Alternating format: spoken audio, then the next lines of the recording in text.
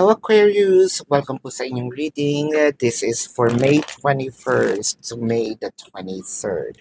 So Aquarius, for those of you who's new to the channel, don't forget to click the subscribe button, smash the like button, comment below kung kayo po ay nakaka-resonate, and hit that notification bell para po notify kayo every time tayo nagre-release ng bagong video. Aquarius, kung gusto nyo po ng dalawang reading po mula sa akin, meron din po dun sa kabilang channel, that is Pabaylan TV. Yun po ang ating unang channel catered for our international audiences. So kung gusto nyo rin sumali sa ating live sessions, sa kabilang channel din po yun. Pero kung wala kayong time, pwede naman po dito sa comment section sa video na ito sa YouTube. As long as yung question is answerable by yes or no.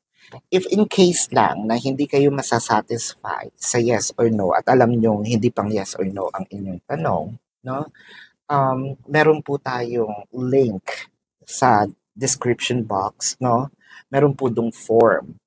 You can ask me a question through form and just follow the instruction, click the submit, and Aquarius, if you also want to book a personal reading, meron din po yan sa description box.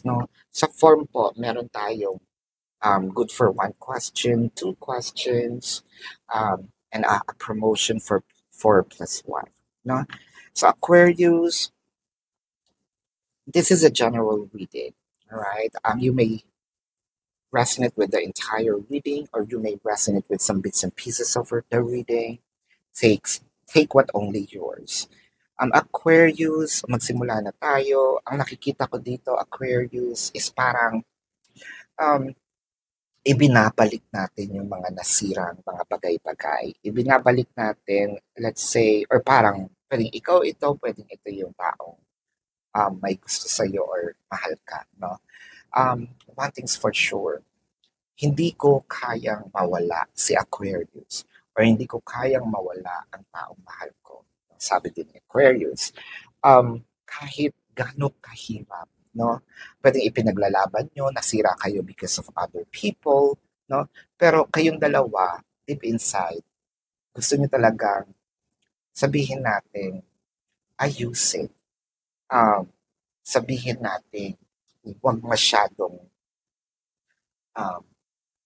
damdamin, Masakit, yes, ang mga nangyari, pero siguro mas kailangan i-accept na nangyari na, so humanap tayo ng mga solusyon, One thing's for sure, ang nakikita ko dito, parang gusto nyo na maging maayos uli ang inyong relasyon, Aquarius with the 2 of Swords, so nakakita talaga ako ng separations between the 2 of you. Separations can be physical or energetic. Physical, the person might be in a different barrio, barangay, city, state, county, country, different continent, Or energetic separation, yung hindi nga nag-uusap, hindi na pag-uusapan, pwedeng merong naka-block, Ace of Pentacles and the Queen of Cups. So, ang nakikita ko naman dito, Aquarius, yung isa, ready naman na makipagbate, Pero kasi ang tanong ng isa, totoo ba yan paghingi mo ng tawad? Totoo ba yung paghingi mo ng second chance, Kung yun po ang tanong ninyo, ang makikita ko dito is sobrang seryoso naman po. Clarifying the 2 of Swords, the Moon card, and the Temperance. Actually, ang tanong din ng person mo, Aquarius, ano bang nagawa ko? So parang hindi pa malinaw sa kanya kung bakit nandito kayo sa situation na kailangan magkahiwalay kayo. With the 10 of Swords, the 4 of Pentacles, and the Queen of Pentacles.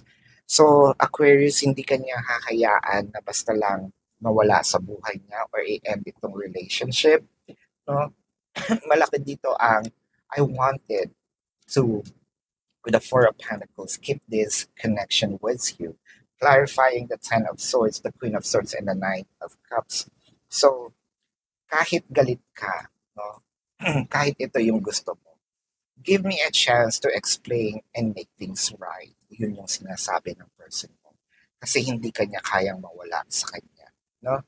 Aquarius, this is your reading for now. Alright? Tignan natin ang zodiac sign ng person mo. This could be their sun sign or a placement in their chart. What I am seeing here is Taurus, Sagittarius, Pisces, Scorpio, Leo.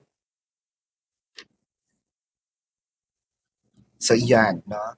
Yan ang iyong reading for now, Aquarius. And for those of you who's new to the channel, don't forget to click the subscribe button, smash the like button, comment below kung kayo nakaka-resonate, and hit that notification bell. Kung gusto niyo po ng dalawang reading po sa akin, meron po dun sa kabilang channel, that is Babaylan TV. No? Yan po ang ating unang channel catered for our international audience. No? Kung gusto niyo sumali sa live sessions, kabilang channel din po yun. So Aquarius, pwede kayo magtanong ha, as long as the question is answerable by yes or no. Or might as well click the link para po doon sa mga questions through forms. Tignan po natin ang instructions. So merong 1 question, 2 questions, and a promo of 4+1. So bali in total of 5 questions. And if you also want to book a personal reading, there's also a link in the description box. So love and light. Namaste. See you po sa susunod na reading. Goodbye po, Aquarius. You want the best of my heart, you just got